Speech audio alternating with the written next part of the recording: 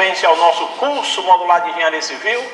Nesta série de vídeos nós tratamos de estruturas, né? Nos vídeos iniciais nós trazemos questões de resistência dos materiais, depois abordaremos análise estrutural e no terceiro bloco do curso nós implementaremos comentários de estruturas de concreto, né? Então vamos ao nosso terceiro vídeo com questões de resistência dos materiais, já o quadro para a nossa primeira questão de hoje.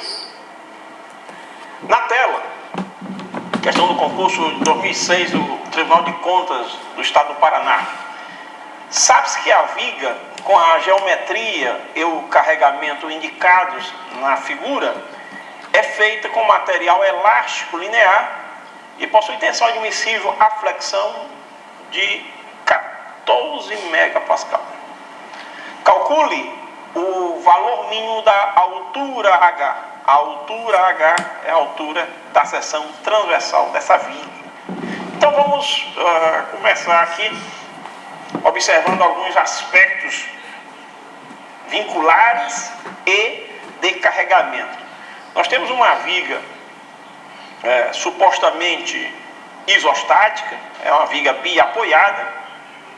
Nós temos um carregamento uniformemente distribuído, há uma taxa de carga de 10 kN por metro, e esse carregamento se distribui, como dissemos, uniformemente ao longo de todo o vão da viga biapoiada, ao longo de 6 metros. A seção transversal, detalhada aqui na figura ao lado, é retangular, tem uma largura de 12 centímetros e uma altura que nós queremos determinar de modo a atender ao limite de tensão admissível, que no caso é de 14 megapascal. A tensão admissível, seja a flexão, ou seja a tração, seja a compressão, né, gerada por momento fletor, não deve ser superior a 14 megapascal. Nós precisamos lembrar sempre, né, eu enfatizo a importância dessa relação, tensão normal na flexão é igual ao momento multiplicado pela distância do ponto à linha neutra dividido pelo momento de inércia. Momento de inércia, que é uma característica geométrica da seção. Note que o nosso carregamento é uniformemente distribuído. Conhecemos o vão, conhecemos a taxa do carregamento. Podemos calcular o momento máximo, que é para esse momento que nós vamos verificar a tensão máxima. Se a gente bem recorda, o diagrama de momento fletor numa viga biapoiada com carregamento uniformemente distribuído tem esse aspecto, né? Só limpar aqui para aprimorar a figura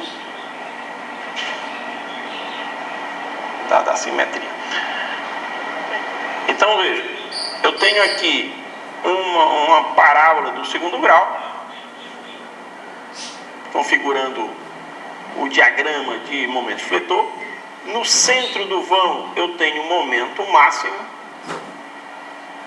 momento fletor máximo, dado por QL2 sobre 8, que é a taxa de distribuição da carga, L é o vão, conheço a carga, que é de 10 kN por metro, e conheço o vão, que é de 6 metros. Vamos trabalhar sempre com as unidades no sistema internacional. Então eu vou escrever que 10 vezes 10 a 3 por Q. Nós temos 10 kN por metro. Então 10 a 3, o vão é 6 metros, eleva ao quadrado da expressão, dividido por 8, Isso aqui me dá um momento máximo de 45.000 newton-metros. Ou seja, o momento fletor máximo é igual a 45 kN. Eu tenho interesse em trabalhar com o momento fletor máximo, porque uma vez tendo sido verificada a compatibilidade da seção, né, da geometria da seção, altura, largura, para o momento máximo, eu terei atendido satisfatoriamente todos os momentos abaixo do momento máximo. Isso é evidente.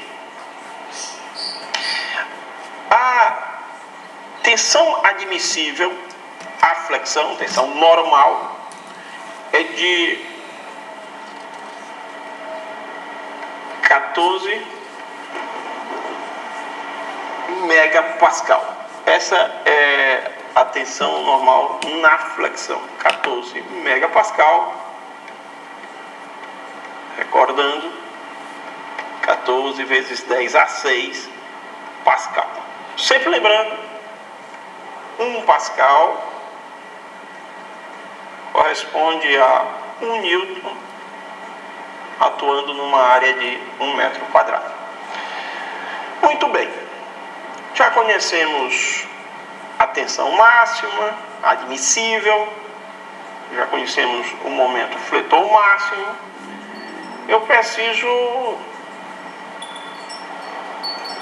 calcular o momento de inércia, né? O momento de inércia para uma seção retangular de base B e altura H é dado pela expressão BH3 sobre 12. Trabalhando em unidade sustentacional, o momento de inércia vai ser expresso em metro a quarta, né? Metro elevado à quarta potência. O H é exatamente a minha incógnita. O B eu conheço, no caso aqui, 12 centímetros, ou seja, 0,12 metros. Muito bem.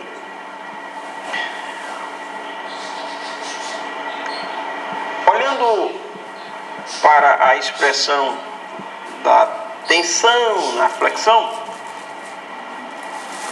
a gente percebe que sigma é uma função de y, né?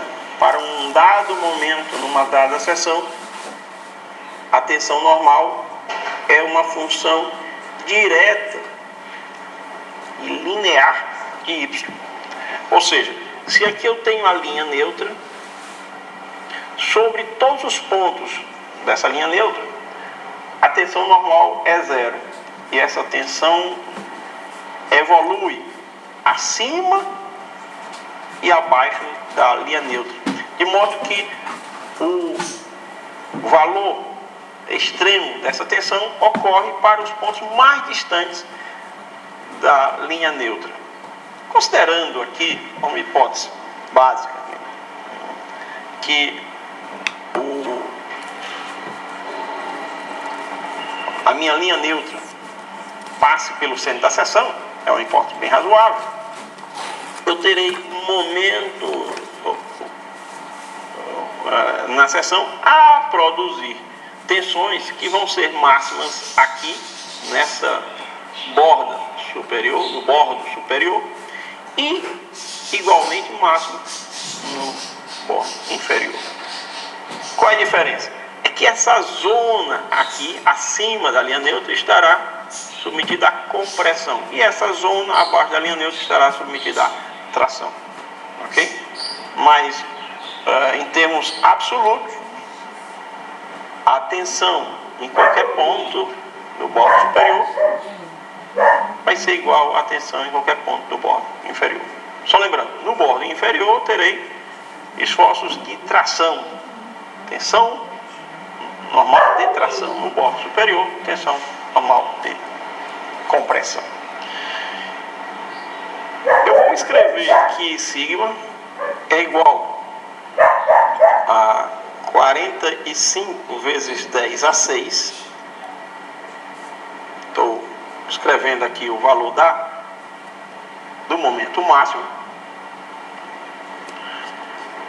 O y vai ser h sobre 2. H sobre 2. H é minha incógnita. Quero descobrir o valor de h. E o momento da inércia, segundo o eixo baricêntrico que coincide com a linha neutra, vai ser 0,12, ou seja, 12 centímetros, que é a largura da seção transversal, vezes h ao cubo dividido por 12. E aí eu transcrevo aqui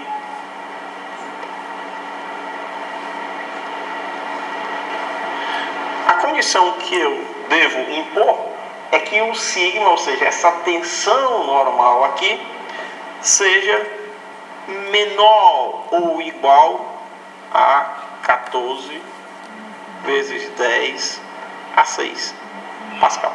Estou trabalhando com as grandezas, todas elas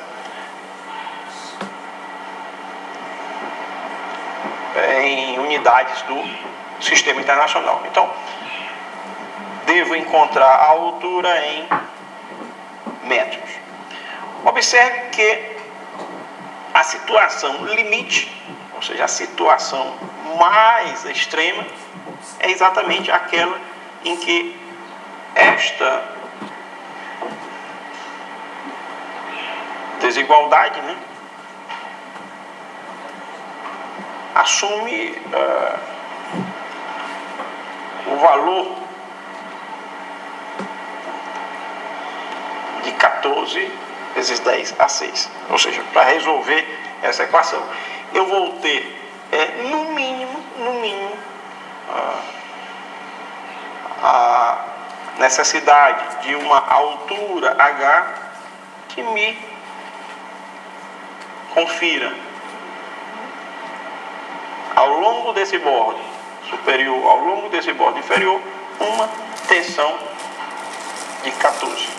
É o limite máximo admissível.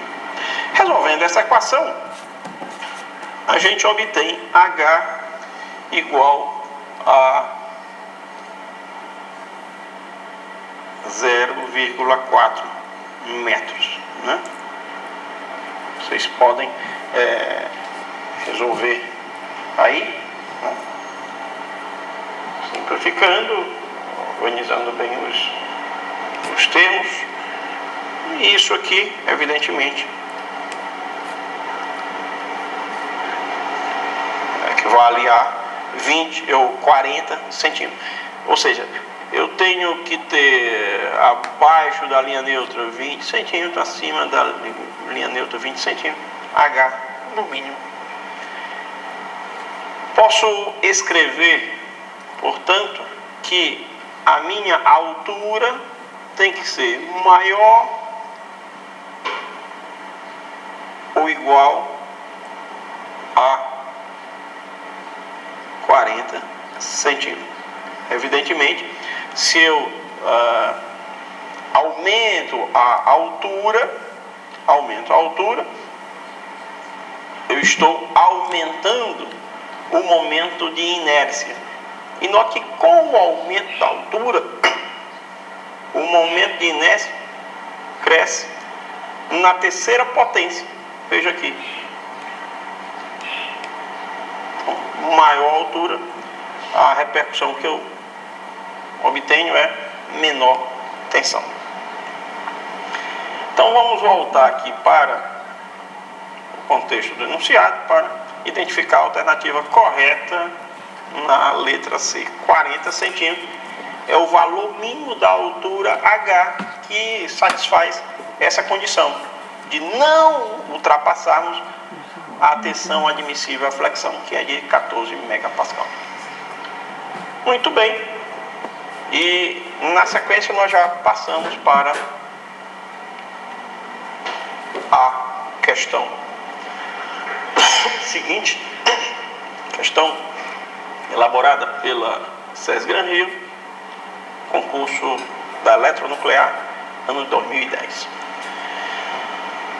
A seção transversal de uma viga fabricada em perfil I está sujeita a um momento fletor M e a um esforço cisalhante V, um esforço cortante V, momento fletor M.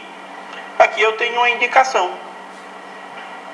O momento fletor M, conforme essa orientação, e aí a gente recorda a regra da mão direita, né?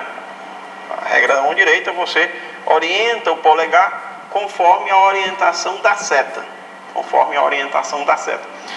E você, então, conclui que essa região do meu perfil I, essa região, estará submetida à tração. As fibras estarão sendo tracionadas. Enquanto isso, as fibras dessa zona, abaixo da linha neutra, estarão submetidas à compressão. Então, tenho tração acima da linha neutra, compressão abaixo da linha neutra. Uma situação diferente daquela que nós encontramos na questão anterior. Muito bem. Na sequência do enunciado, o ponto S, vou limpar aqui. O ponto S está sobre a linha neutra, vamos identificar aqui o ponto S.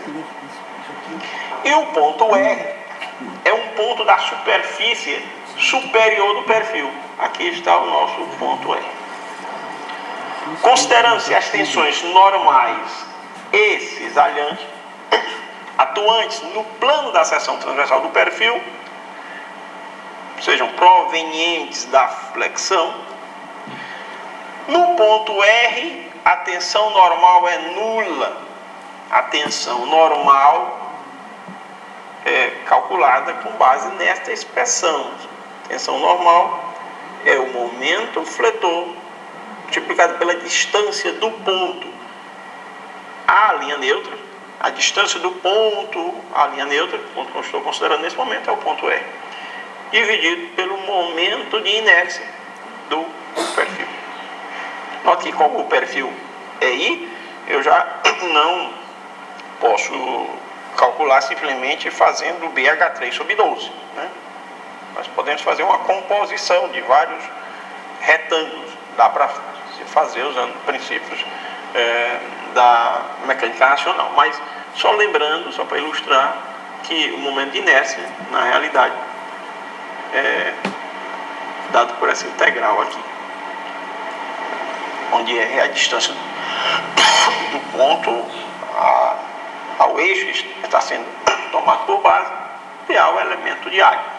Essa integral, ela varre toda a área da seção transversal para que a gente alcance o momento de inércia.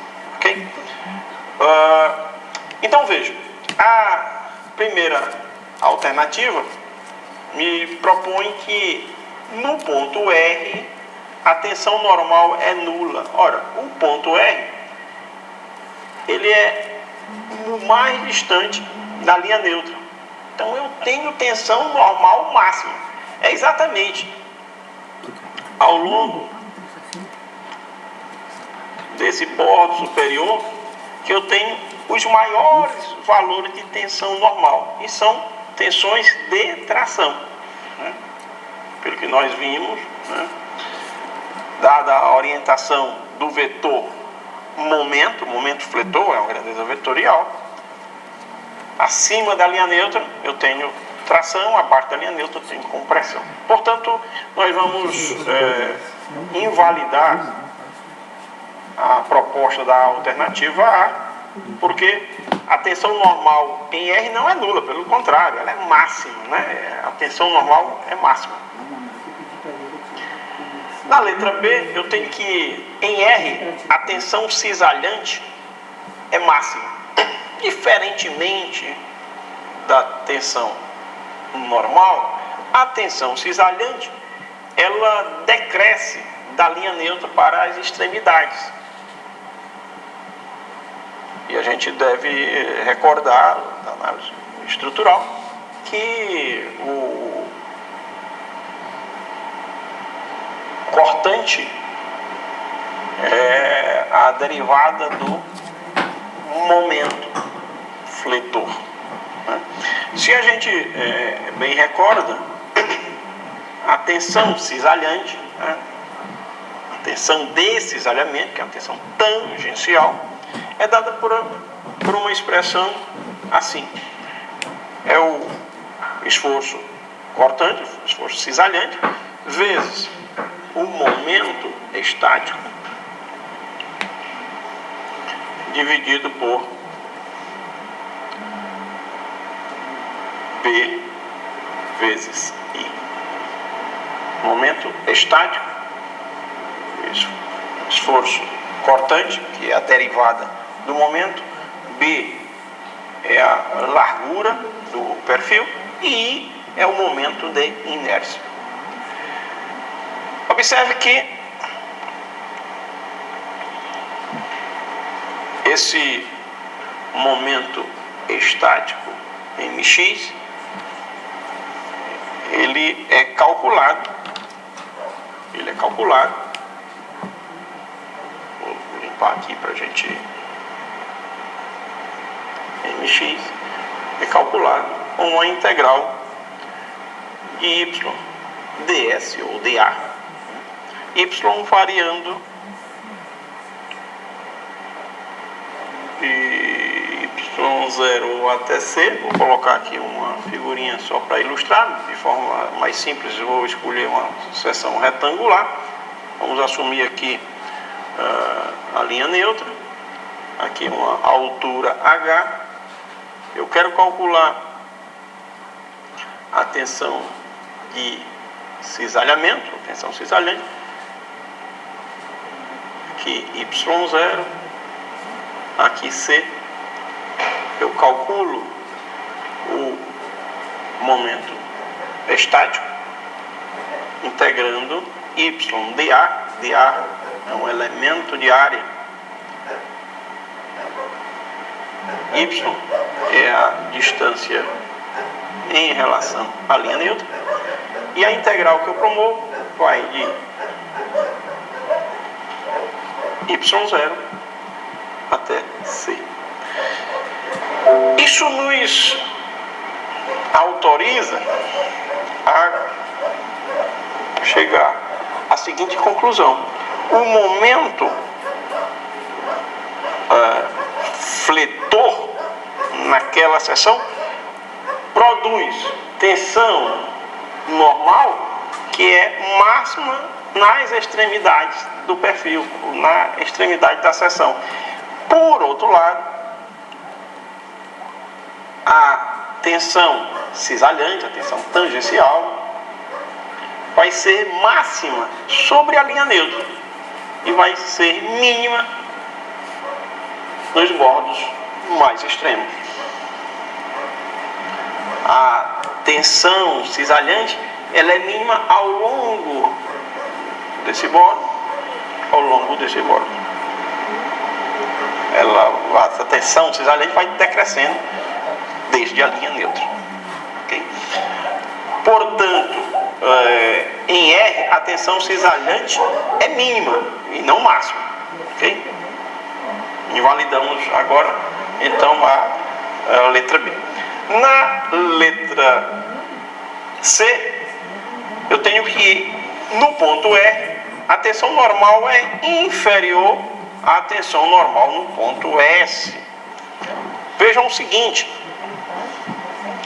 no ponto R, eu tenho máximo de tensão normal e mínimo de tensão cisalhante. Ou seja, não posso dizer que a tensão normal em R é menor do que a tensão normal em S, já que em S a tensão normal é 0 e em R a tensão normal é máxima, né? Basta a gente acompanhar a lógica dessa expressão. Na letra D, eu tenho que no ponto S, a tensão cisalhante é máxima. A tensão cisalhante é máxima em S. Sobre a linha neutra, eu tenho o máximo de tensão cisalhante e mínimo de tensão normal, ok? Guardem bem essas expressões.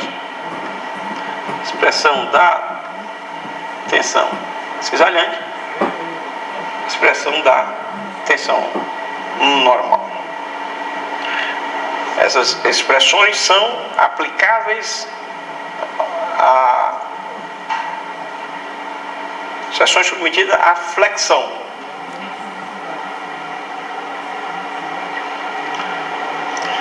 Na letra D, eu tenho que em S a tensão cisalhante é máxima. Correto, correto. Dentro do que nós já comentamos. Em S, eu tenho o máximo valor para o MX. Vocês recordam? O MX, momento estático, é a integral que vai de y0 até C. Eu estou calculando. Se eu trabalho a análise de um ponto S sobre a linha neutra, quando eu integro, eu estou integrando todo este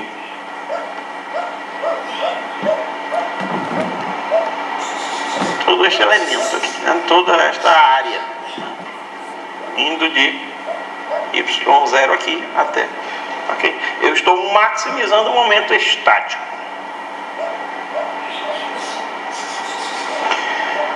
Na letra E, finalmente, em S, a tensão cisalhante é inferior à tensão cisalhante no ponto R falsa. Nós vimos que a partir da linha neutra, a tensão cisalhante decresce para as extremidades.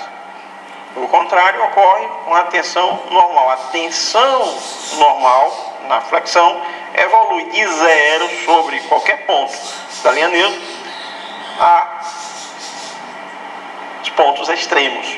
À medida que eu me distancio da linha neutra, eu estarei aumentando a tensão normal e, por consequência, diminuindo a tensão cisalhante. Só um detalhe que convém enfatizar: a relação entre a tensão normal e Y é uma relação linear. Já a relação entre tensão cisalhante e a distância da linha neutra não é linear, né? Vamos dizer, é parabólica, não é linear. Com isso, nós já podemos assinalar a resposta correta na letra D, né? A letra D nos traz a resposta correta. E assim, meus amigos, nós concluímos mais